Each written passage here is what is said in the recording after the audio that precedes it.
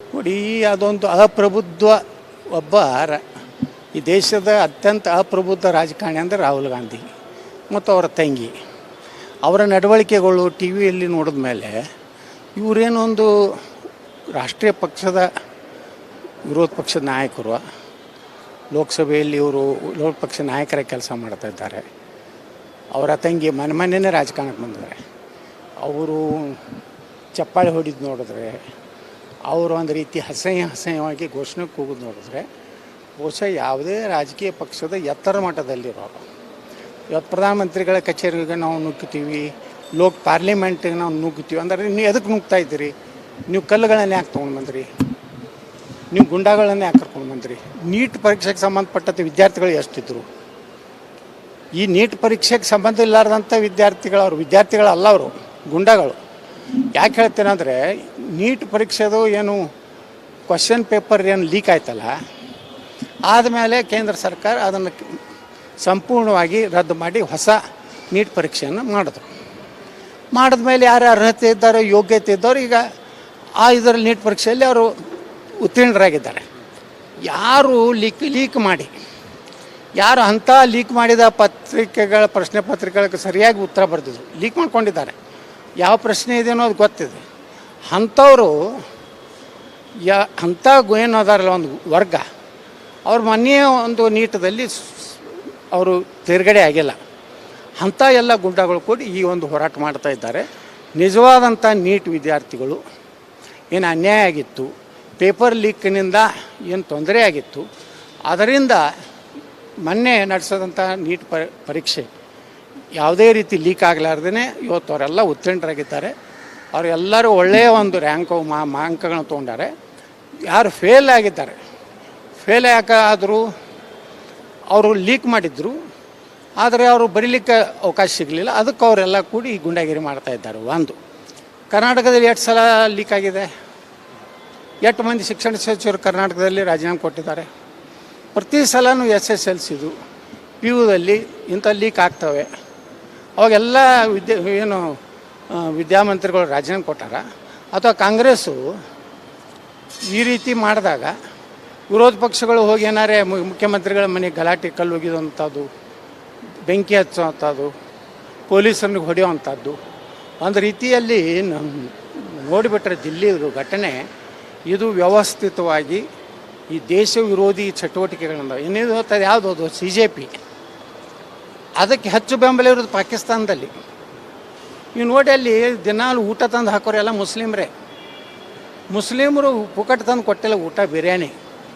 ಅದರ ಹಿಂದೆ ಕೇಜ್ರಿವಾಲ್ ಇದ್ದಾನೆ, ರಾಹುಲ್ ಗಾಂಧಿ ಇದ್ದಾನೆ, ಅಖಿಲೇಶ್ ಯಾದವ್ ಇದ್ದಾನೆ. ಈ ದೇಶದ್ರೋಹಿ ಸಂಘಟನೆಗಳಿಗೆ ಬೆಂಬಲ ಕೊಡಲಿಕ್ಕೆ ತಾವು ವಿಫಲರಾಗಿದ್ದಾರೆ. ಒಂದು ರಾಜಕೀಯ ಪಕ್ಷವಾಗಿ ವಿದ್ಯಾರ್ಥಿಗಳ ಸಮಸ್ಯೆಗಳು ಇವತ್ತು ಕರ್ನಾಟಕದಲ್ಲಿಯೂ ನಿರುದ್ಯೋಗ ಯುವಕರು ಹೋರಾಟ ಮಾಡ್ತೀನಿ ಅಂತ ಎಲ್ಲಿ ಪರ್ಮಿಷನ್ ಕೊಟ್ಟಿರಿ? ಧಾರವಾಡದಲ್ಲಿ ಅದರ ಅಧ್ಯಕ್ಷರನ್ನೇ ಇವತ್ತು ನೀವು ಬಂಧನ ಮಾಡಿದ್ರಿ. ಬಿಜಾಪುರಕ್ಕೆ ಮಾಡ್ತೀನಿ ಅಂದರೆ ಅವಕಾಶ ಕೊಡಲಿಲ್ಲ. ಹೈಕೋರ್ಟ್ನಾಗ ಹೋದರೂ ಸಹಿತ ಅವ್ರಿಗೆ ನ್ಯಾಯ ಸಿಗಲಿಲ್ಲ. ಅಂದಾಗ ಇಲ್ಲಿ ಈಗ ಒಂದು ನ್ಯಾಯ, ದಿಲ್ಲಿ ನೀಟದ ಬಗ್ಗೆ ಒಂದು ನ್ಯಾಯ, ಕರ್ನಾಟಕದ ನಿರುದ್ಯೋಗ ಯುವಕರು ಸಂಘದವ್ರು ಮಾಡ್ತೇನೆಂದರೆ ಅವ್ರಿಗೆ ನ್ಯಾಯ ಇಲ್ಲ. ಈ ರೀತಿ ವ್ಯವಸ್ಥಿತವಾಗಿ ಇವರು ನೇರ ಚುನಾವಣೆಯಲ್ಲಿ ವಿರೋಧ ಪಕ್ಷಗಳತ್ತೇನದಾವ ದೇಶದಲ್ಲಿ ಅವರು BJPಯನ್ನು ಸೋಲಿಸಲಿಕ್ಕಾಗಿಲ್ಲ. ಮೋದಿಯವರನ್ನು ಇಳಿಸ್ಬೇಕನ್ನೋಂಥದ್ದೇನು ಇಡೀ ಅಮೇರಿಕಾ ಇದರ ಹಿಂದಿದೆ, ಚೀನಾ ಹಿಂದಿದೆ. ಯಾಕಂದರೆ ಮೋದಿಯವರ ನೇತೃತ್ವದಲ್ಲಿ ಇಡೀ ಜಗತ್ತಿನಲ್ಲಿ ಭಾರತ ಒಂದು ಅಗ್ರಗಣ್ಯ ದೇಶ ತಾಗಿ ಇವತ್ತು ಹೊರಹೊಮ್ಮಿದೆ. ಅದಕ್ಕೆ ಅಮೇರಿಕಕ್ಕೂ ಸಹನಿಲ್ಲ, ಚೀನಾಕ್ಕೂ ಸಹನಿಲ್ಲ, ಪಾಕಿಸ್ತಾನ ಅಂತರೋದು ಅದರದ್ದು ಕೆಲಸನೇ ಅದೇ ಇದೆ. ಈ ರೀತಿ ಇದ್ದಾಗ ಪ್ರತಿಯೊಂದು ಭಾಷಣದಲ್ಲಿ ಹೇಳ್ತಾರೆ ಈ ವಿರೋಧಿಗಳು, ನಾವು ನೇಪಾಳದ ಮಾದರಿಯಲ್ಲಿ ಮಾಡ್ತೀವಿ, ನಾವು ಪ್ರಧಾನಮಂತ್ರಿ ಮನೆ ಹೊಕ್ಕು ಹೊಡಿತೀವಿ, ಮನೆ ಸುಡ್ತೀವಿ ಅಂತೇನು ಭಾಷಣ ಮಾಡ್ತಾರಲ್ಲ, ಇದರ ಉದ್ದೇಶ ಪ್ರಧಾನಮಂತ್ರಿ ನರೇಂದ್ರ ಮೋದಿಯವ್ರನ್ನ ಟಾರ್ಗೆಟ್ ಇದೆ.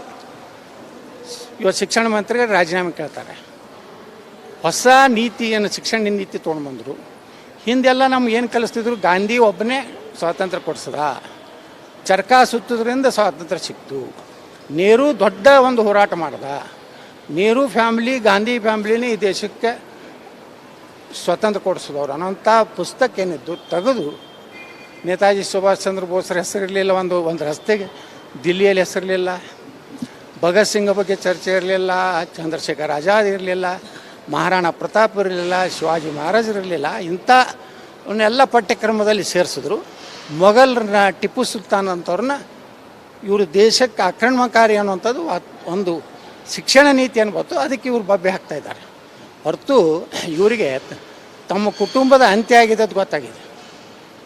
ಈ ಗಾಂಧಿ ಕುಟುಂಬಕ್ಕೆ, ಗಾಂಧಿ ಅಂತೂ ಅಲ್ಲ, ನಕಲಿ ಗಾಂಧಿಗಳು ಇವರು. ಈ ಕುಟುಂಬಕ್ಕೆ ಏನಾಗ್ಬಿಟ್ಟದೆ, ಇನ್ನು ನಮ್ಮದು 15 ವರ್ಷ ಆಯ್ತು ಈಗ ಅಧಿಕಾರ ಕಳ್ಕೊಂಡು ಚಟ್ಪಡಿಸ್ಲಕತ್ತಾರೆ.